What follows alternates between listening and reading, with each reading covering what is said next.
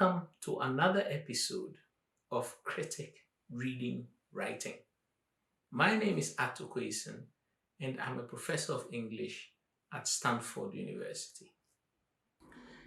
In today's episode, I want to touch on some themes in Greek tragedy, drawing primarily on the various plays that we have seen, but also touching upon other tragedies beyond our standard episodes. Now, the first theme that I want to touch on is that of determinism versus free will, which comes up all the time in discussions of the Greeks. The relationship is normally established around prophecies, oracles, and curses, and how they come to pass either without the conscious effort of the protagonists or else against their best intentions. However, there are different ways in which the Greek tragedians establish the relationship between one and the other. To start with, prophecy for the ancient Greeks was highly ambiguous, and they could be interpreted in a variety of often contradictory ways. Sometimes, when consulted, different gods provided completely different oracles on the same events, so that there was a heavy and explicit burden on how the oracles might be interpreted. So important was this that in Aeschylus' Prometheus Bound, one of the gifts that Prometheus gives to man is that of augury, and thus of how to interpret the will of the gods. Prometheus gives man many gifts, including those of numbering, of medical science, of agriculture, of mining. But clearly, the interpretation of oracular signs was very important. What we find in the Greeks is that there are at least two types of relationships that are established between predictive declarations, such as prophecies, oracles, and curses, and the ways in which they abut or touch upon the unfolding action of the plays.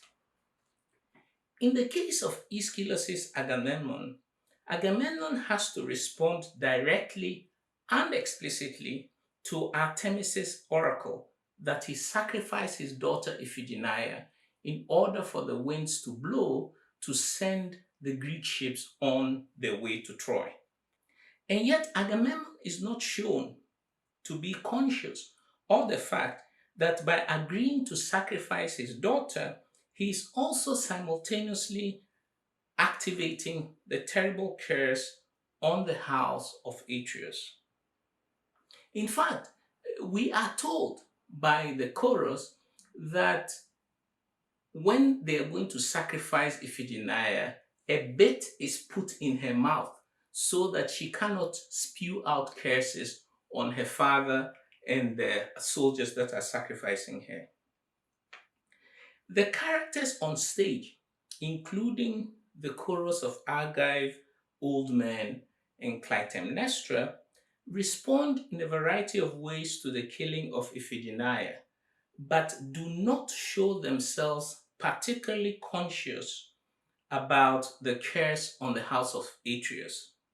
The curse then acts as a backdrop to the action, but is not invoked explicitly to set the terms by which ethical choices are made by the characters. And this is a crucial point, that the curse on the house of Atreus is not invoked explicitly to set the terms of ethical choice making by any of the characters. In the rest of the Oresteia, the implications of the distinction between oracles and curses are overtaken by another more pressing question, namely the difference between retributive and restorative justice. Retributive justice is based on the rule of lex talionis, an eye for an eye, which means the repetition of acts of retaliation in an endless cycle. But by the end of the Eumenides, the third in the Oresteia trilogy, retributive justice is replaced by the restorative justice encapsulated in the Euripides, the highest legal institution under Athenian democracy. To stem the tide of retribution that Aeschylus has already established in the first play, which is Agamemnon, he is obliged to resort to supernatural beings. First, the Erinyes that come to haunt Orestes when he kills his mother Clytemnestra at the end of the libation bearers, the second in the cycle. And then to Athena at the end of the Eumenides, who comes to, as it were, force the human actors, specifically Orestes, to submit their urge for retributive justice to the regulative authorities of reason represented in the Euripides.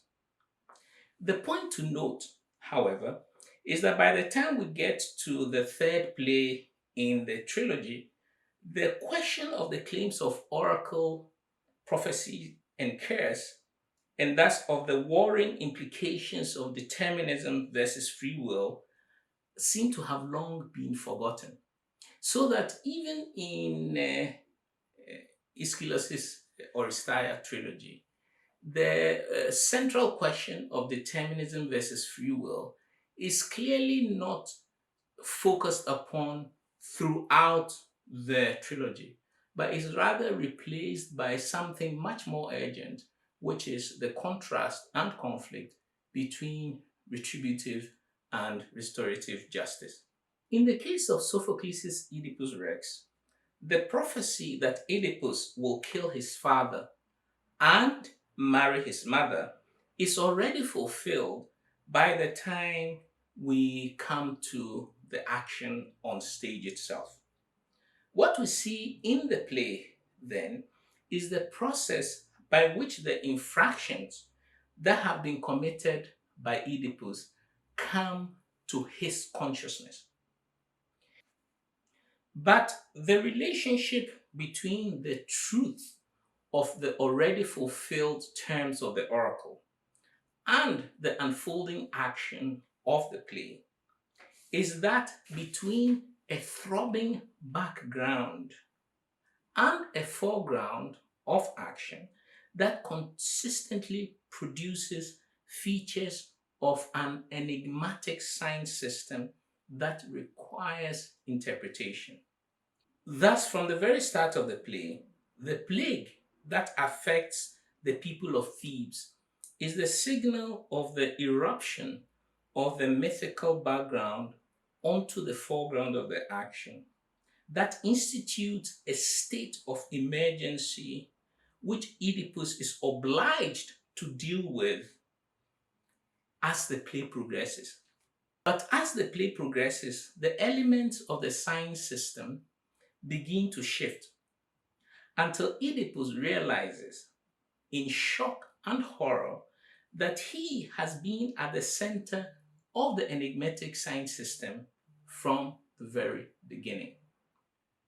And so we see that the background of predictive declarations which are expressed in the forms of oracles, prophecies, and curses have different kinds of relationships upon the unfolding action, so that the plays are not simply about determinism versus free will, but that determinism and free will are caught within another and different structures of pressure and interpretation.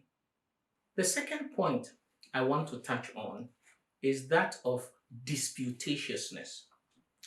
And this is such a repeated and significant feature of Greek tragedy that it's impossible not to pay attention to it. Hegel turned to Sophocles' Antigone to illustrate the dialectical relationship between the two key disputants, namely Antigone and her uncle Creon. Hegel notes that they express distinctive ethical standpoints that they believe to be absolutely right, and yet that can also be shown to be based on degrees of blindness.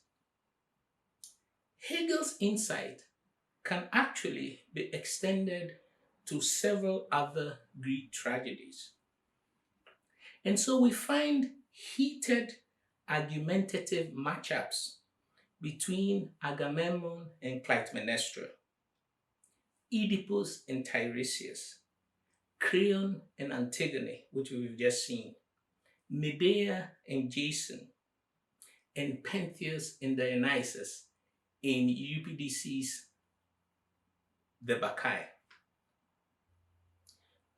Quite often, the disputatiousness is due to historical transitions, where the character's expression of completely different standpoints is actually the articulation of different views on history and what ought to be affirmed in the face of the transition. These historical transitions are both of a public kind, such as in the case of Creon versus Antigone regarding the rights of citizenship in Thebes after the just ended war between Thebes and Argos, or at other times, a highly personal form of transition, as in the case of the quarrel between Medea and Creon in the face of the reality of exile, especially for Medea, and a new political environment which requires pragmatic choices, such as it is for Jason. Whichever form it takes, the disputatiousness of Greek tragedy also pertains to different responses to certain key words that bear echoes of both religious and legal meanings at the same time. As the French classicist Jean-Pierre Vernant has shown, Greek tragedy was the medium for detailing the transitions and entanglements that took place between the domains of religion and law, and that were the central shapers of Greek life in 5th century Athens.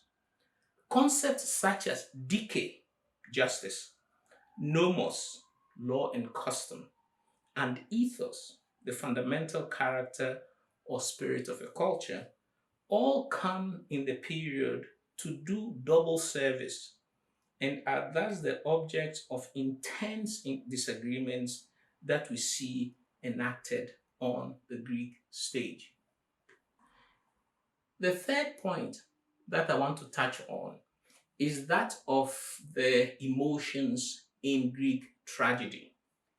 Now, in the Poetics, Aristotle puts forward the two emotions of pity and fear as being central to the effects of the formal structure of tragedy. The Aristotelian emotions are described from the perspective of tragedy's effect on the audience. But what then do we do with the expression of emotions on stage? As we saw from the previous point, anger was commonplace in disputes, as was also extreme sorrow on the encounter with reversals of fortune. There is, however, often a before and after quality to the way that characters in Greek tragedy express shifts in emotions, such that they may start off confident and self assured, but end up in great sadness and misery, such as is the case of Oedipus and also of Creon in Antigone. In the case of Cassandra in Aeschylus' Agamemnon, the entire prophecy that she delivers to the chorus of Agave old men is in a strident prophetic voice, which is charged with emotion and so becomes iconic of an emotion that cannot be understood. Because, as we mentioned in the episode on Agamemnon, Cassandra has been cursed by Apollo to prophesy but not be believed. But what is also quite fascinating is the ways in which the Greek characters also express complex emotions, especially on being confronted with the catastrophe of their choices. When the full scale of Oedipus's infractions come to light, his response is to take out his eyes. But what he says when he returns back on stage from Eucastus' chamber is highly charged and poignant because he speaks of the darkness that now envelopes his mind, but which is also populated by many vivid points of shame and guilt. At the end of Euripides' Bacchae, Agave comes out of a trance to find that she has, in an ecstatic frenzy, decapitated her son Pentheus. This is the doing of Dionysus. But Agave's reaction on fully realizing what she has done is a complex expression of pain and deep sorrow. In both instances, as in others such as in Sophocles' Ajax and in the first part of Euripides' Medea, the choruses and other characters on stage often reflect back to the protagonist their intense pain and confusion, thus magnifying for the audience the complex emotions that have just been displayed by the central characters. In other words, we might add to Aristotle's propositions that it is not simply the structure of the plays, but the ways that emotions are expressed on stage that produce the feelings of pity and fear that he says have to be purged for the audience. As we shall see in future episodes on Shakespeare's tragedy, Shakespeare brings to fruition the entire articulation of the relation between historical transition and the expression of emotions. But in Shakespeare, we find that the emotions that the protagonists express are not simple, but rather are composites of various emotions that cluster together, either to inform their ethical choice making or their responses to catastrophe when they realize that they have made key mistakes.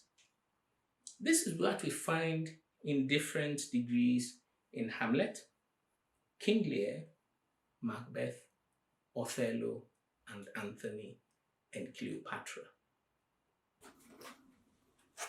The fourth point that I want to look at is the degree to which the Greeks used extreme circumstances to illustrate highly complicated ethical and philosophical questions. They were extremely adept at deploying such extreme circumstances. For Neoptolemus in Sophocles' Philoctetes, the crisis turns on the shifting demands of loyalty to the Greek army's cause versus his obligations to the injured Philoctetes in the face of the disclosure of the older man's extreme pain and anguish. When Neoptolemus first sets out to deceive Philoctetes of Heracles' magic bow and arrows, this is not what he bargains for.